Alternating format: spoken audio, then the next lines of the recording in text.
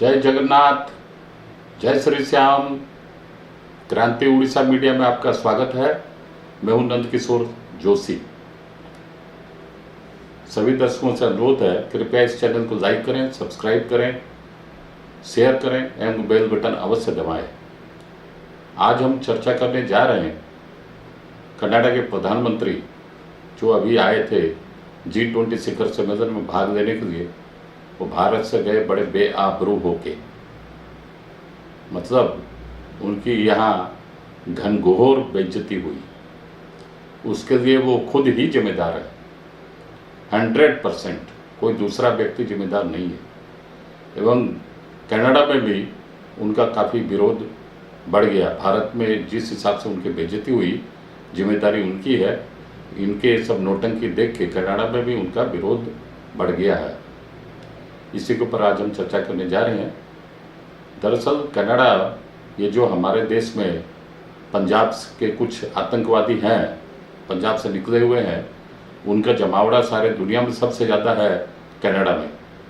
Canada की 2.1% population उन्हीं की है टोटल पॉपुलेशन में, और वे वहाँ के सरकार पर, वहाँ की प्रशासन पर हमेशा हावी रहते हैं पिछले कई सालों से। यहाँ तक कि ये जो जस्टिन ट्रूडो है, जो प्रेजेंट प्रधानमंत्री हैं कनाडा के, इनका जो प्रेजेंट रेजिम है, अभी जो इनका शासन चल रहा है, इसके पहले वाले टर्म में वहाँ तो मतलब एक सरदार जी वहाँ डिफेंस मिनिस्टर थे, दूसरे एक सरदार जी वहाँ होम मिनिस्टर थे, और बाकी अनेक भारतीय लोग भी वहाँ मंत्रिमंडल में थे एवं संसद सदस्य भी हैं। मतलब वहाँ काफ़ी छाए हुए हैं ये लोग, कहने का तात्पर्य ये है। अब मैं आ रहा हूँ कि क्यों इनकी यहाँ घनघोर बेइज्जती हुई। सारे संसार में केवल 4 ही देश ऐसे हैं जहाँ मुख्यतया खालिस्तानी समर्थक सक्रिय देखे गए हैं। वहाँ उसमें एक है इंग्लैंड, दूसरा कनाडा, तीसरा अमेरिका, चौथा ऑस्ट्रेलिया। यहाँ पर इन 4 देशों में करीब 99% खालिस्तानी समर्थक लोग सक्रिय हैं। बाकी कहाँ होंगे तो इक्का दुक्के, वो सब गिनती में नहीं आता। इन चारों में भी सबसे ज़्यादा सक्रिय है कनाडा में, क्योंकि इंग्लैंड का जो प्राइम मिनिस्टर है ऋषि सुनक, उन्होंने तो इनकी वहाँ इनको टाइट कर दिया है। और अमेरिका में जो बाइडेन, अभी उनके साथ में भारत के बहुत अच्छे रिश्ते हैं अमेरिकी सरकार के साथ में। ऑस्ट्रेलिया सरकार के साथ में भी भारत के अच्छे रिश्ते हैं। वहाँ तीनों में अब ये लोगों का उत्पाद जो है, उनका उपद्रव, उत्पात या बदमाशी जो भी कुछ है, काफ़ी सीमित हो गई है, नहीं के बराबर हो गई है। लेकिन कनाडा में इनके ऊपर कोई कंट्रोल नहीं है, ये मनमानी हमेशा करते आए हैं।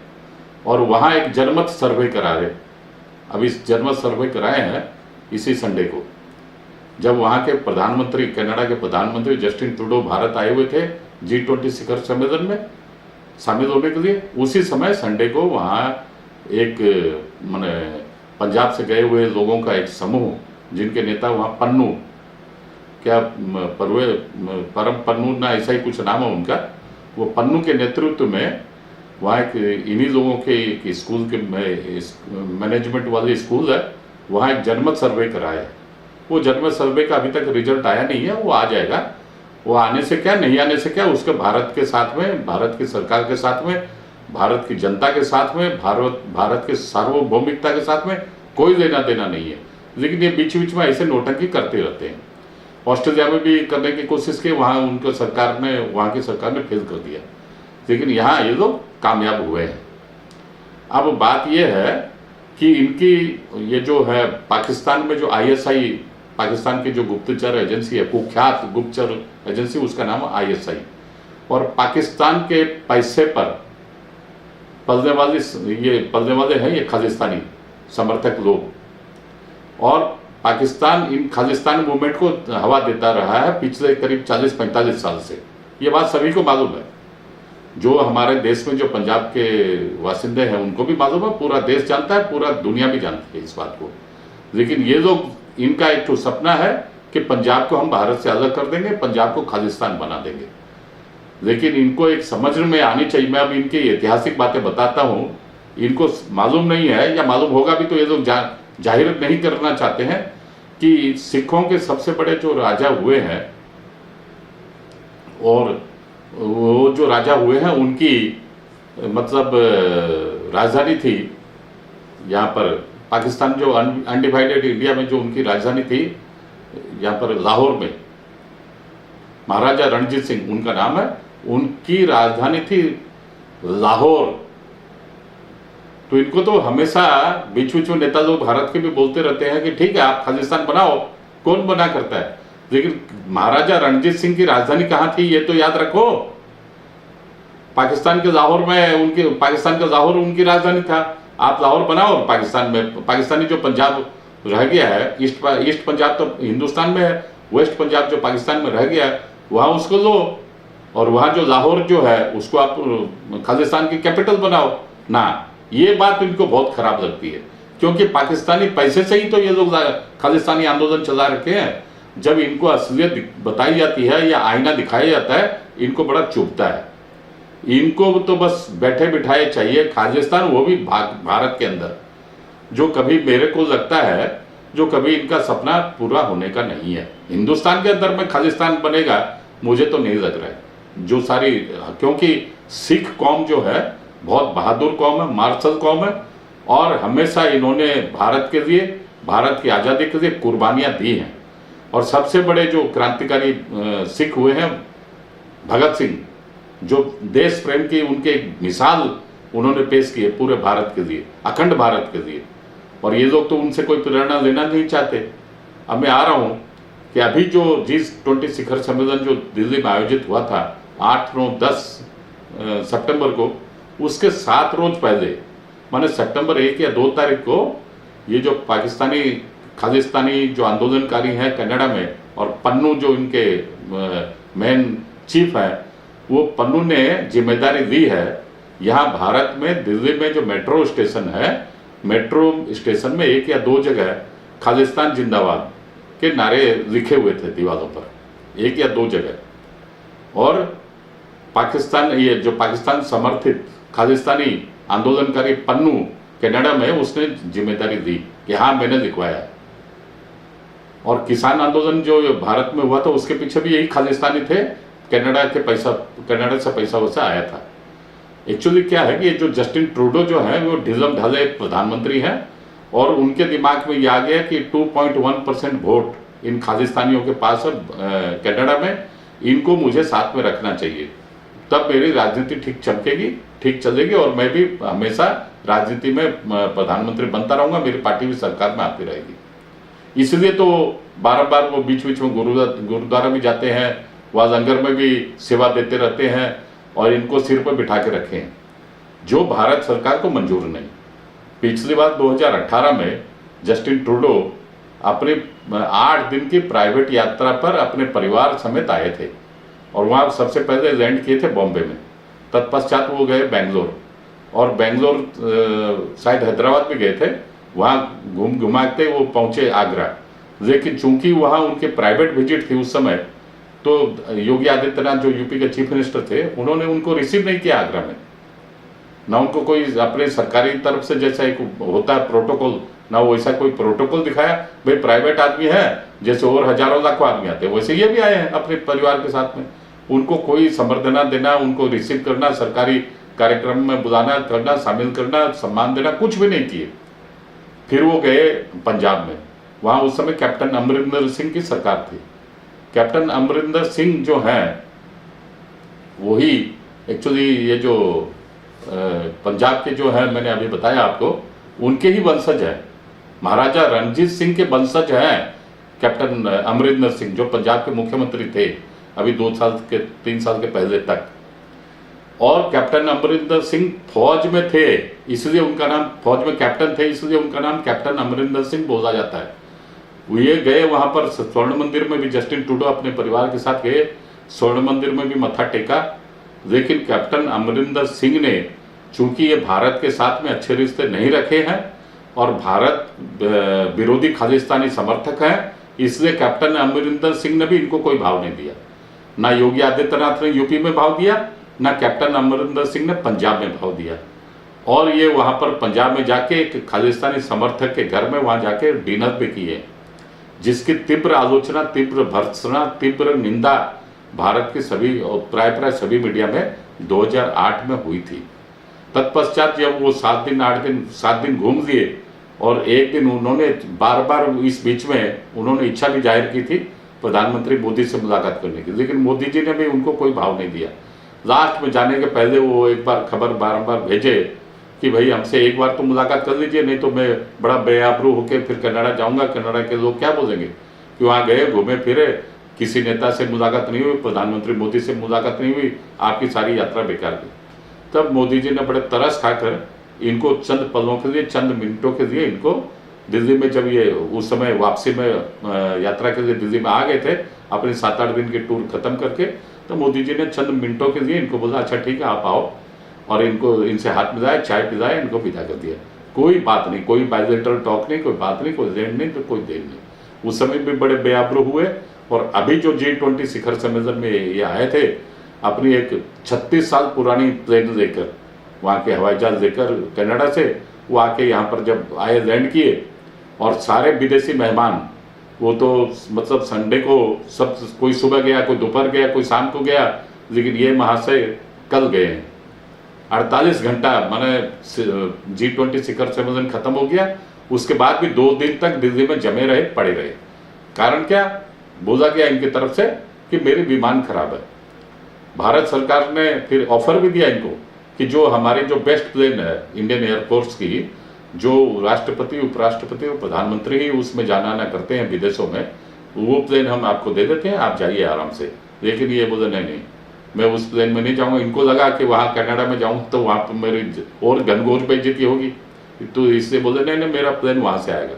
फिर वहाँ से जो प्लेन आया भी तो वो क्या लंदन घूम घाम के वापस चला गया। फिर दोबारा और एक प्लेन आया, तब जाके ये बाबू गए हैं, जैसा हम लोगों के पास खबर आई है। और 2 दिन तक यहाँ मटर गश्ती करते रहे, लेकिन 2 दिन तक कमरे में कैद रहे, होटल से बाहर भी नहीं निकले।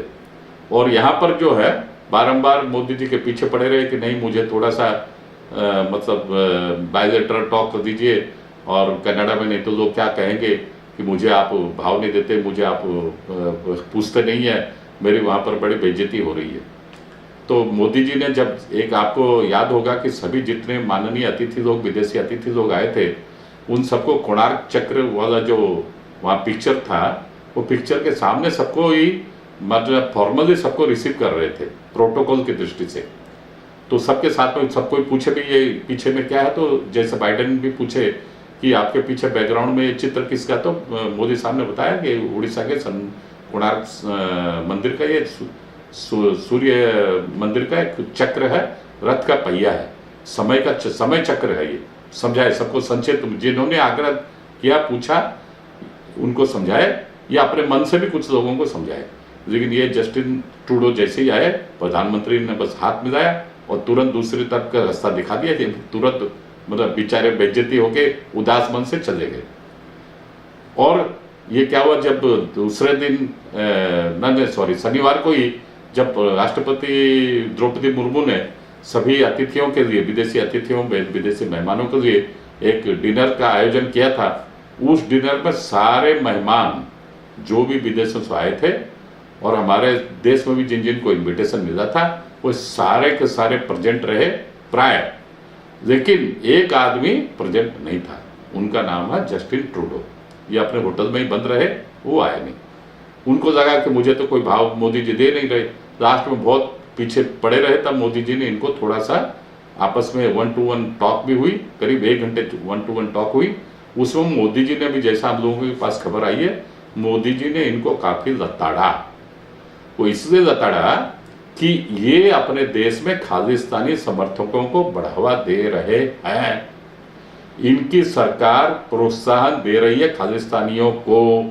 ऐसा मोदी जी पहले भी इनको बोले हुए हैं और अब भी बोले। तो इनको लगा कि मोदी जी ने तो मेरी मतलब फोटो उतार दी, जिसको बोलते हैं, या उसको मारवाड़ी में बोलते छोट उतार दी, मैं बेइज्जत हो गया। तो ये तो इनको मन ही मन में लगा, सरकार में हालांकि कुछ नहीं कहा, लेकिन इनको मन ही मन में लगा कि मैं बड़ा बेआबरू हो गया, और मैं क्या अब कनाडा में किस मुंह से लेके जाऊंगा, क्या मुंह दिखाऊंगा वहाँ के लोगों को। और इधर ये तो हुआ दिल्ली में, और उधर कनाडा में वहाँ के जो एक टोरंटो सन बोल के वहाँ का जो विशेष अखबार है, उसकी काफ़ी लोकप्रिय अखबार है, उसने तो 2-3 दिन लगातार इसके पीछे ही पड़े रहे। वो बारंबार दिया कि हमारे प्रधानमंत्री, Canada prime minister is missing, please find out where he is not seen in G20 conference. बारंबार 2 दिन 3 दिन तक लगातार वहाँ के मीडिया, वहाँ के अखबार, वहाँ के जो भी डिजिटल मीडिया, सब के सब जस्टिन ट्रूडो के मतलब पीछे ही पड़े रहे। क्या क्या सब इधर उधर बोलते रहे कि भाई इतना बड़ा अधिवेशन चल रहा है, सारे विदेशों के लोग आ रहे हैं, जा रहे हैं, डिलिब्रेशन हो रहा है, भाषण दे रहे हैं, सब कुछ सुन रहे हैं, तालियां बजा रहे हैं, दस्तखत कर रहे हैं, और हमारे प्रधानमंत्री का आता पता नहीं, वो आए हैं कि नहीं आए, कि होटल में है कि बाहर में है, टहलने गए हैं, क्या है, कुछ नहीं पता ही नहीं है, गायब हुए। इस तरह शुरू दिन से ही इनको वहाँ की मीडिया इनको प्रताड़ित करती आई है और बारंबार इनके खिलाफ में दिख रही है। और अंत में भी जब वो वहाँ पहुँचे भी तो इनके बारे में भी इधर उधर की बातें काफ़ी लिखी है। इसके लिए जिम्मेदार कौन है? इसके लिए जिम्मेदार वो खुद है, जस्टिन ट्रूडो खुद, कोई दूसरा आदमी नहीं है। जबकि हमारे भारत की परंपरा है अतिथि देवो भव। ये परंपरा हमने तो सबका स्वागत सत्कार बराबर हिसाब से किया है, लेकिन इनको खुद को शायद अंदर में बेइज्जती महसूस होता होगा कि मैं वास्तव में मैंने तो काम गलत ही किया है। तो गलत काम किया तो जो भाई उसको मन को तो कुछ ना कुछ मन में तो कशिश रहेगी ही कि मैं गलत काम किया हूँ भारतीयों के साथ में, भारत की सरकार के साथ में, भारत की जनता के साथ में, और अब मैं किस मुंह से आया हूँ और किस मुंह से यहाँ पर कुछ कहूँगा। मन में तो इनको कचोट आती होगी। अब मैं बता रहा हूँ कि कनाडा में आज तक का विश्व का सबसे बड़ा विमान हादसा कनाडा से ही हुआ है। भारत सरकार की एयरलाइंस कंपनी थी, उस विमान का नाम था कनिष्क। वो कनिष्क जो विमान है वो 1985 23 जून को कनाडा के टोरंटो से निकलकर दिल्ली आनी थी, नई दिल्ली, भारत की राजधानी दिल्ली में। और रास्ते में ही वो जो प्लेन है जिसका नाम कनिष्क था, 329 आदमी उसमें सवार थे, 329, और रास्ता में समुद्र के ऊपर वो क्रैश कर गई। टाइम बम उसमें लगा हुआ था। ये किसने किया? ये खालिस्तानी आंदोलनकारियों ने हवाई जहाज में, जिसका नाम कनिष्क है, भारत की सरकारी एयरप्लेन कंपनी थी, एयर इंडिया या एयर इंडियन एयरलाइंस, इन दोनों में से कोई एक नाम है, वो उसमें इन्होंने बम रख दिया था सूटकेस के अंदर, और वो टाइम बम था, और बम आकाश में फटा और पूरी प्लेन और सारे के सारे यात्री सब के सब समुद्र के अंदर में समा गए। ये जो बड़ा हादसा ऐसा हुआ है, शायद दुनिया में सर्वाधिक, मतलब किसी आतंकवादी संगठन के द्वारा सर्वाधिक विनाश यात्रियों का, विमान यात्रियों का यही हुआ है। और वो भी कनाडा से ही निकले थे वो विमान, जिसका नाम था कनिष्क। ये वहीं से आते हैं। और अभी क्या है, इनकी पोजीशन वहाँ पर बहुत खराब हो गई है, क्योंकि कनाडा में यहाँ तो क्या है, मतलब भारत में इनका तो कभी होगा नहीं, भारत में तो कभी खालिस्तान आंदोलन जितना भी ये लोग कर ले कनाडा में, भारत में कभी पनपेगा नहीं, कुछ कर भी नहीं सकते हैं। लेकिन अगर लाहौर में, मैं आपको अभी बता रहा हूँ, मेरी जो एनालिसिस है, लाहौर में भी खालिस्तान की कैपिटल कभी होगी नहीं। अगर भविष्य में कभी खालिस्तान देश बनेगा तो वो देश बनेगा केवल और केवल कनाडा में, कनाडा के एक हिस्से में। वहीं पर खालिस्तानी सबसे ज़्यादा है, और वहीं पर खालिस्तानी आंदोलन भी सबसे ज़्यादा चल रहा है, और वहीं पर खालिस्तानी समर्थक ये जो सरकार है, कुछ और लोग भी होंगे। तो भविष्य में अगर खालिस्तान कभी बनेगा भी तो कनाडा के अंदर ही बनेगा, खालिस्तान की राजधानी भी कनाडा के अंदर ही बनेगी। आज के अंक में इतना ही, अगले अंक में फिर मिलेंगे। जय जगन्नाथ, जय हिंद, वंदे मातरम।